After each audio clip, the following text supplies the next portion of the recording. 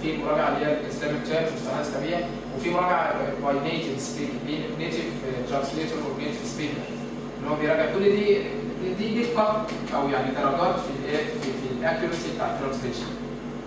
يعني فطبعا لما قلت لها المراجع بياخد كذا وكذا وكذا وكذا، فطبعا كان كتير يعني. هي قلت لها انا هشتغل وايه وابعت لحضرتك لو يعني كده يعني الشاهد في القصه. شوفوا همه هذه الاخت ان هي يعني ما شاء الله سايبه بلدها، اعتقد ان هي من مصر يعني اعتقد ان هي من مصر، فهي رايحه للدعوه يعني. خلاص كده اول رايت. نعم. الايميل سوري اكسكيوز مي. طيب اكتبوا هنا A N A alphabet يعني for African double F A underscore Islamic. اليومين دول معلش لو طولتوا على حد في الرد يعني لو ما ردتش على طول لان انا مشغول جدا يعني ايه، بس لكن ان شاء الله باذن الله يعني ايه احاول ان انا to check for the email A N A double F A underscore Islamic dot studies at yahoo.com. no space يعني مفيش مسافات. ده متأخر برضه يعني شوية في حاجة لها حديثين، أنا ممكن برضه آخد حديثين برضه. من هذه الحروف حديثين، من هذه الحروف حديثين. وطبعا ان شاء الله يعني ان شاء الله الموضوع ده يعني انا بحرص والله ان انا ما يكونش في انقطاع، لكن الوضع احيانا بيكون out of our hands out of our control. يعني في حاجات كده ظروف بتكون قاسيه جدا الواحد ما يقدرش يتغلب عليها، لكن ان شاء الله في الاجازه هيكون متاح الموضوع معانا وهنراجع اللي احنا لو في حاجه فاتتنا هنراجعها، لو في حاجه صعبه هنناقشها ان شاء الله. يبقى خلاص كده استاذه الاء حديث نمبر 6 and 7. اوكي؟ طيب حديث نمبر 8 يبقى حضرتك معاك حديثنا رقم 8 رقم، لان هو طبعا ايه؟ كلاريفيكيشن يعني كل ده مو يعني نفس المعنى. حديث نمبر 9 استاذه زينب اللي هو نهى رسول الله صلى الله عليه وسلم ان تغتسل المراه بفضل الرجل او الرجل بفضل المراه. اوكي؟ اعتقد الحديث نمبر 10 related right؟ يبقى اوكي انت نو be enough يعني عشان ما يكونش كتير يعني طبعا، لكن بالنسبه لدي لا يقصد فيه من الجنابه هي نفس الايه؟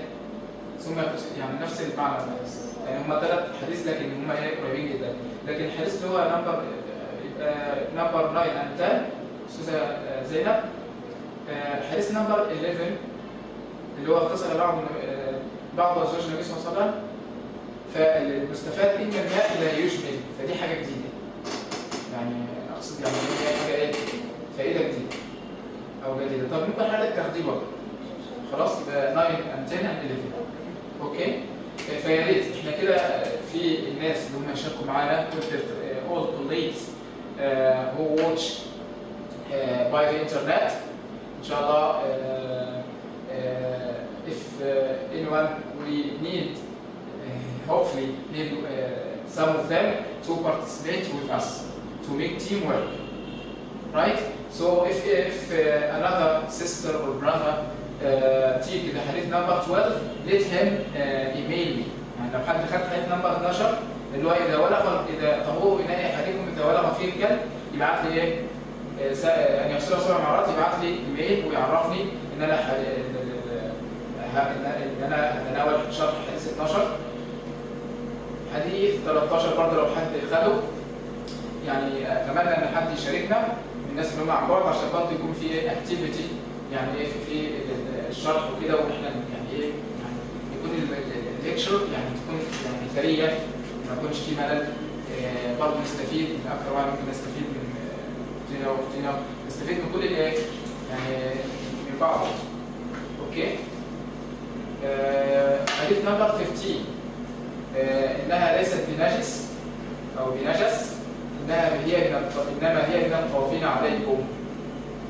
هي الزكاة. حديث نمبر 14 حديث نمبر 15. اوكي فلو حد خارج من بعد حد تناول اي حديث عايز يشرح اي حديث يقول انا هاخد الحديث نمبر كام وبعت لي بالايميل. لو حضرتك بتعرف تتواصلوا مع حد وتدوا له الحديث توزعوا المهام، لو في اخوات او اخوان كده تعرفوا تبعتوا لهم ويبعتوا لي مثلا يعرفوني و keep me informed about the number of the hadith. It will be much better. اوكي. طيب حضرتك كده عرفتوا الخطوات بتاع البرزنتيشن؟ جزاكم الله خير. طيب انا هرجع تاني كده بسرعه، كنت بتكلم عن بعض المستفاد من الحديث. هكمل. يستفاد ايضا من الحديث it is deduced، يستنبط ايضا من الحديث ان ميتة حيوان البحر حلال. The dead sea of the dead animal of the sea is also lawful. ده حكم ولا مش حكم؟ ده حكم. right؟ والمراد بميتته ما مات فيه من دوابه مما لا يعيش إلا فيه. مما لا يعيش إلا فيه. This is explanation. This is clarification. لأن لو واحد بني آدم هو أصلاً ما بيعيش. It is not يعني يمكن أكله، فطبعا ممكن يفهم، بس طبعا إيه في أحيانا الناس كده بيفهموا، فطبعا لابد العلماء بيطلعوا ويخرجوا حاجة اسمها المحترزات الأحكام أو التحريف، يعني يستخرج بهذا، يعني هذا يستثنى من ذلك، فطبعا كل ده يستفاد منه. فميتة حيوان البحر إيه هي ميتة حيوان البحر؟ فش.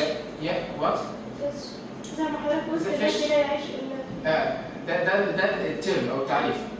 examples زي الفيش، زي الويلز، الحوت، like for example the seafood اللي هو all seafood right.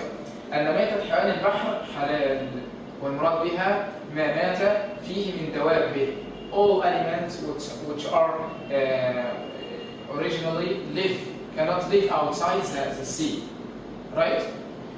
which breath. sometimes البطنيات ممكن، بس هي اللي بيعمل عليه لو بتعيش أكتر.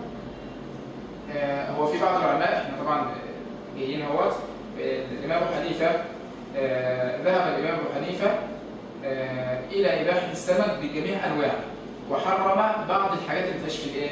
في اللي هو يسمى كلب البحر، هو الخنزير، لو في خنزير في اللي يعيش في البحر، لو في ثعبان سنيك أو كانجر or the dog of the sea what? crocodile. فالإمام أبو حنيفة قال ده لا يحل. What is lawful to be eaten, edible, something edible، حاجة يباح أكلها، خاصة according to the Islamic شريعة، الشريعة الإسلامية، لأن احنا عندنا حلال، حاجة اسمها الذبائح الحلال أو الطعام الحلال، تمام؟ ده من أبواب الفقه. العلماء يعني إيه specified a certain or a separate chapter، فعاملين له كده الايه اللي هو الأطعمة والصيد، ده وبيتكلموا عن المسألة ديت، وشوفوا يعني ايه دي أحاديث الأحكام. احنا استنبطنا بعض الحاجات المتعلقة بالايه، يعني مش ناس هنلاحظ ان هنا في حاجات خاصة بالعبادة، في حاجات خاصة ثانية ممكن بالمعاملات، يعني هتلاقي الحديث يعني في comprehensive شامل رايت، يعني مش نفس التصنيف بتاع كتب الفقه، ان انا هتكلم الاول عن كتب العبادات، نتكلم عن المعاملات، نتكلم عن كذا، نتكلم عن لا، ده الحديث بيجي واحنا بنستنبط منه الايه؟ ممكن حديث واحد يصنف في كذا باب. نعم. جزاكم الله خير. حضرتك مثلا هو الحل مثلا المقصود بيه الحل من ناحية الأكل أم أنه مثلا غير نجس؟ both of them. لأنه لو حل أكله لحل الإيه؟ يعني to be touched with it right. وفي الغالب كل ما يعني إيه يؤكل لحمه أكيد يعني لكن العكس أعتقد vice versa is not يعني always correct، مش لازم دايما يكون صحيح. لكن بالنسبة لخلاف العلماء في مسألة زي ديت، مسألة الايه؟ the controversy or the difference among the scholars of fiqh or the jurists, it is if it is related to a vital issue I have to mention it. يعني مش هتعرض لخلاف العلماء في كل المسائل. لكن في مسألة زي دي هقول مثلا الإمام أبو حنيفة أباح جميع أنواع السمك ما عدا كذا وكذا. الإمام أحمد بن حنبل في المشهور من مذهبه أباح حيوان البحر كله، حيوان البحر كله على الضفدع والحية والتمساح. So the frog, the snake, the crocodile, and so on. This is not. فالضفدع والحية من المستخبثات، وأما التمساح فذو ناب يفترس به. فدي العلة. This is the cause why the Imam Ahmad prohibited or didn't consider or hold that it is lawful. وذهب الإمامان مالك والشافعي إلى إباحة جميع حيوان البحر بلا استثناء، واستدل بقوله تعالى: أحل لكم صيد البحر. أحل لكم صيد البحر، والصيد هنا يراد به المصيد، وبقوله صلى الله عليه وسلم: أحلت لنا ميتتان الجراد والحوت. رواه أحمد. وقال في القاموس: الحوت والسمك. ولما جاء في حديث الباب: الحل ميتة.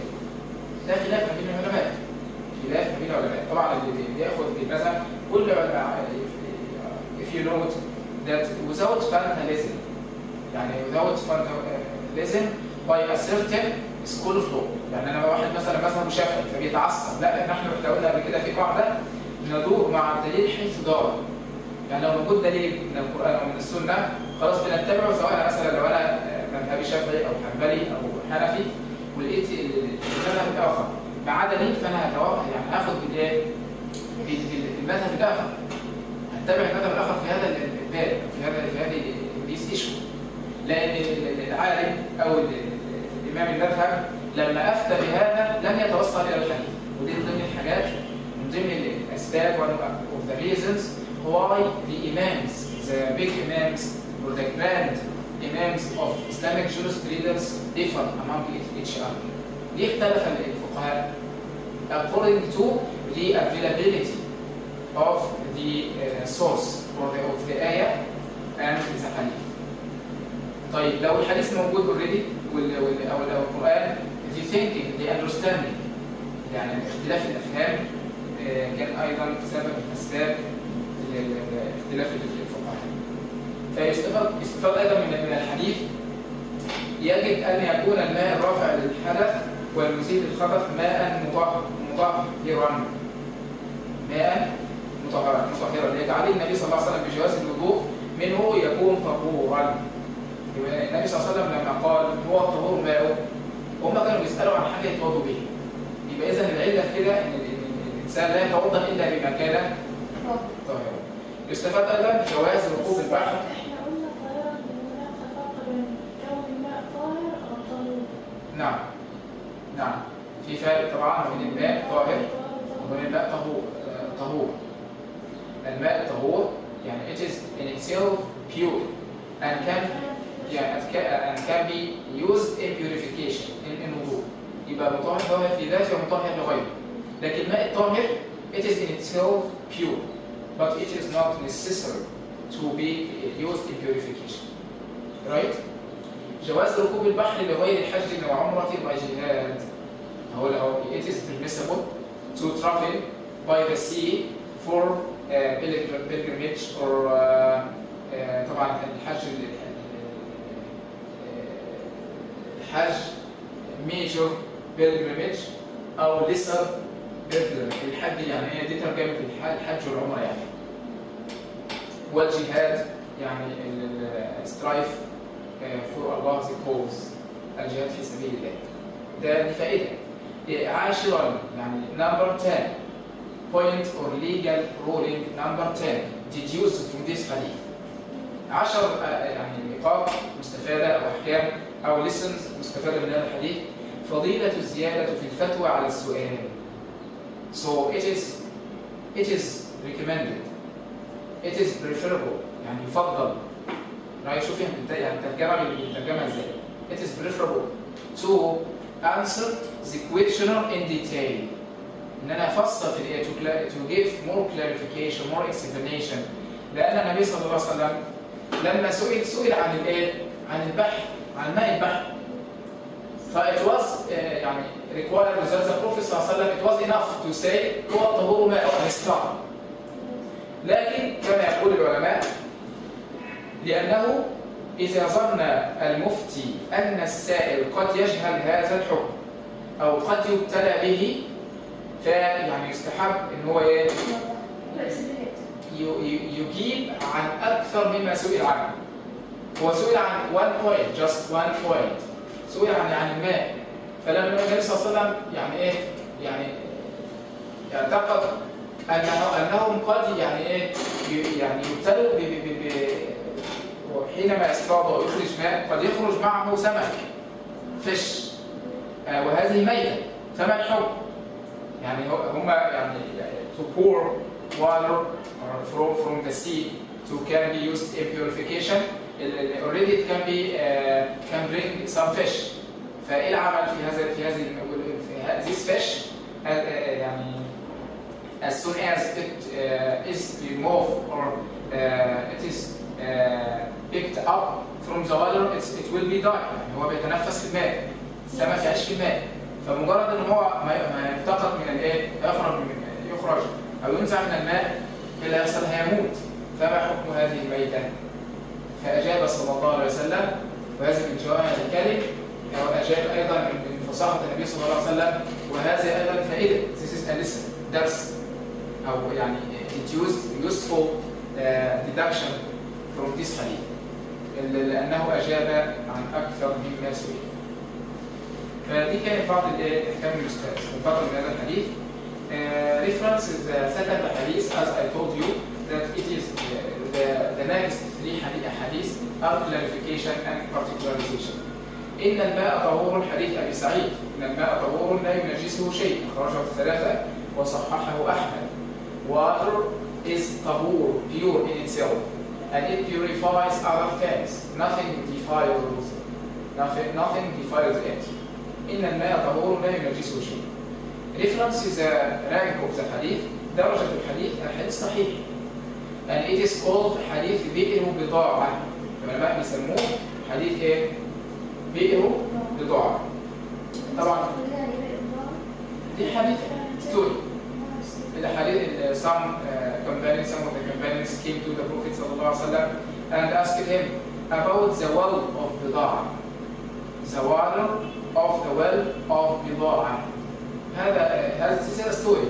النبي صلى الله عليه وسلم هذا البئر كان يرمى فيه يعني some polluted objects, some blood of miscreation, some dead animals like dogs, and so on and so forth. So بعض هذا البئر كان يلقى فيه ايه؟ هذه المخلفات النجسة. Right? From dead animals, from blood, and so on and so forth. So the Prophet صلى الله عليه وسلم answered إن الماء طهور لا ينجسه شيء. فالحديث ده على عمومه لا يستخرج منه حكم على عمومه هكذا. But it is to be restricted by the next حديث. يبقى إن الماء لا ينجسه شيء إلا except. This is restriction. This is particularization. Right? So this is one of the rules of أصول الفقه. Alright? فالعلماء بيقولوا ايه؟ استفاد من هذا الحديث.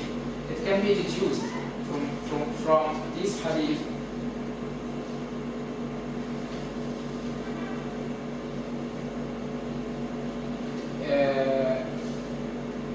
قبل ما اقول المأخوذ من هذا الحديث there is a feedback or comment by the scholars of hadith.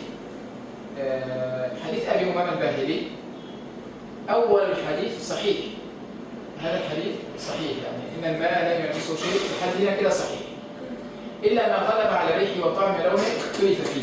It is different or one of the controversial issues among the scholars of hadith. Right? فضعفه أبو حاتم كما في التلخيص، فقوله إن الماء لا ينجسه شيء فقد ثبت في حديث بئر بضاعة، هو الحديث القديم.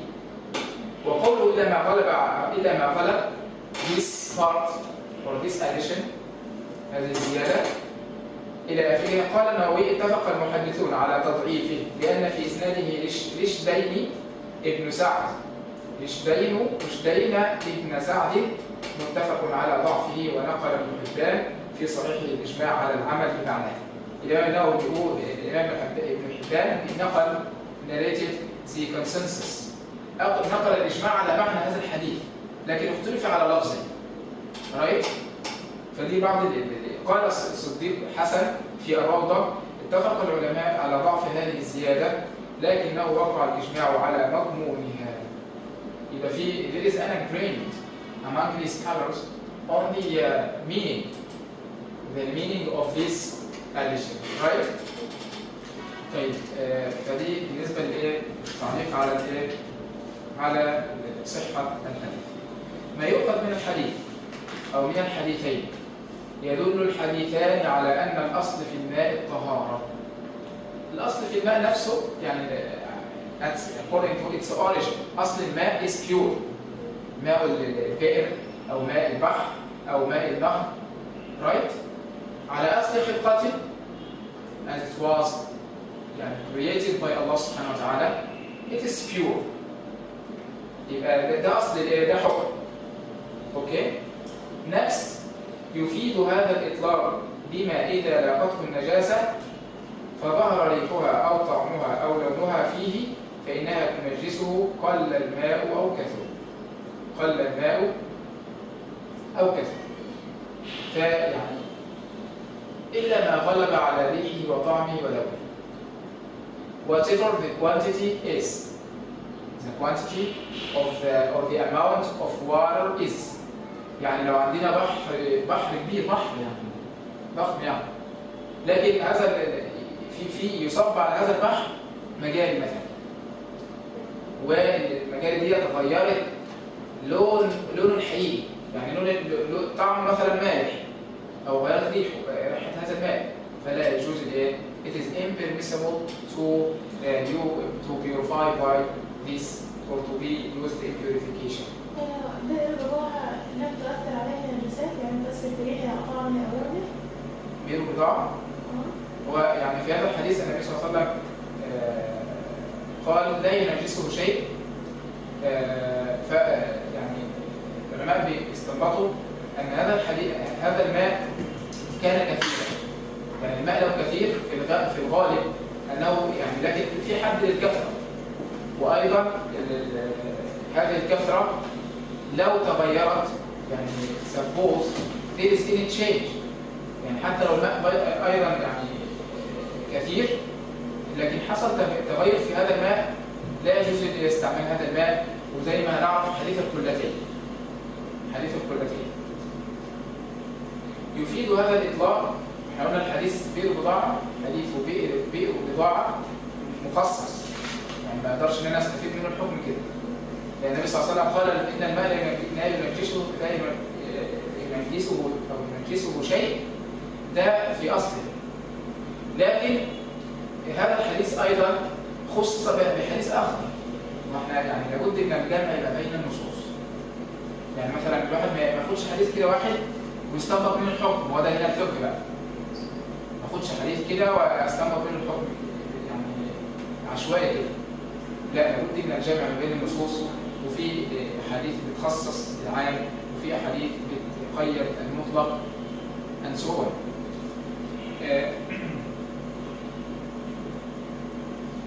الذي يقيد هذا الإطلاق هو إجماع الأمة على أن الماء المتغير بالنجاسة نجس سواء كان قليلا أو كثيرا. أما الزيادة التي جاءت في حديث أبي أمامة الباهلي فهذه الزيادة ضعيفة لا تقوم بها حجة. العلماء اختلفوا على هذه الزيادة من حيث الإسناد بتاعها، لكن معنى هذه الزيادة العلماء اتفقوا أو أجمعوا عليه. قال ابن المنذر: أجمع العلماء على أن الماء القليل والكثير إذا وقعت فيه نجاسة فغيرت له طعما أو لونا أو ريحا فهو نجس. قال ابن الملقن: فتلخص أن الاستثناء المذكور ضعيف، فتعين الاحتجاج بالإجماع كما قال الشافعي والبيهقي وغيرهما. قال شيخ الإسلام: ما أجمع عليه المسلمون فإنه يكون منصوصا عليه، ولا نعلم مسألة واحدة أجمع عليها المسلمون ولا نستطيع. دي آراء الفقهاء أو علماء الإجماع. فيبقى شيخ الإسلام بيقول ما أجمع عليه المسلمون، يعني ما فيش حاجة العلماء أو المسلمون هيجمعوا عليها إلا وكان هيكون منصوص عليه، هيكون منصوص على هذا الإجماع.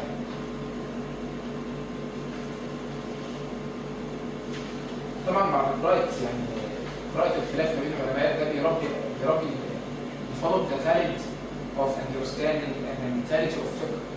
ازاي العلماء دول يعني الإمام مالك بيستدل بكذا والعلة في كذا، وهذا الإمام ابن المنذر يعني يرى كذا لعلة كذا. الحاجات دي كلها مفيدة في إثراء يعني فهم يعني المناط، الدليل، الكوز أو العلة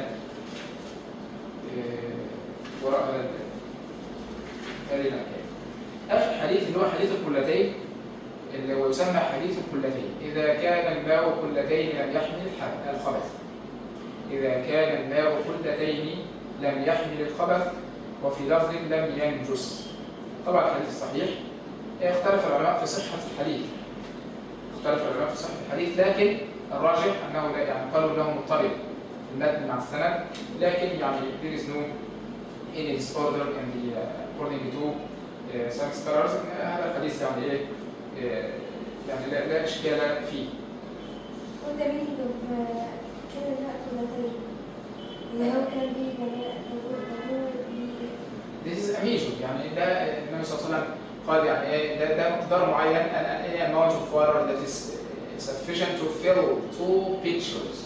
هو pitcher هنا لما انا جبتها في يعني هنا مش الترجمه مش دقيقه يعني، لان pitcher ده حاجه كده عامله زي الدلو كده ليها يد، لكن احنا الضابط عندنا القلتين هم العلماء بيقولوا 500 رطل عراقي.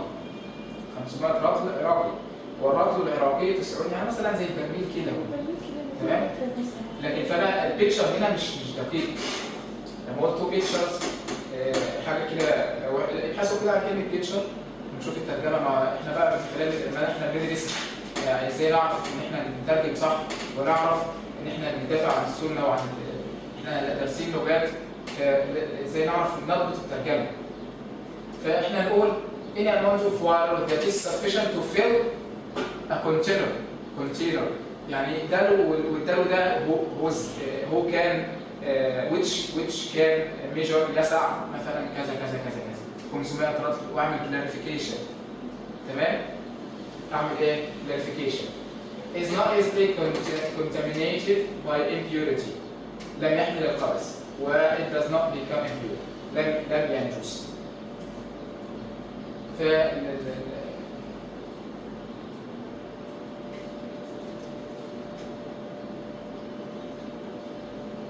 مفردات الحديث the vocabulary of the حديث. قلتين وهي الجرة طبعا بضم القاف، تثنية قلة وهي الجرة الكبيرة من الفخار والجمع قلال بكسر القاف. والقلتان 500 رطل بالرطل العراقي، وبالصاع حوالي يعني 93.75 يعني حوالي 93 و75 100 اللي هو ده الصاع. انا هجيب لكم هي باللتر طبعا، مش عارفين احنا الصاع ولا الرطل. الصاع ده يعني برضه مكيال من ضمن المكاييل التي كان يعني يكال بها. تمام. لكن احنا مثلا هجيب لكم ان شاء الله لو حد يعرف يبحث مثلا مسافه 200 لتر 200 لتر ممكن نبحث تقريبا يعني، او 175 ممكن نبحث الاثنين هيعملوا حوالي 365 لتر كده. الصعب ايه؟ لا نبحث عن القله او القلتين باللتر، يعني القلتين دول بيعملوا كام لتر معين عشان نقدر ان احنا نقول. لكن طبعا احنا دلوقتي هنعرف حاجه مهمه جدا، ان الحديث ده لا يؤخذ على عمومه، لان في حاجه اسمها المفهوم والمنطوق. المفهوم مفهوم الحديث the explicit meaning والimplicit meaning. المفهوم والمنطوق. المفهوم والمنطوق. According to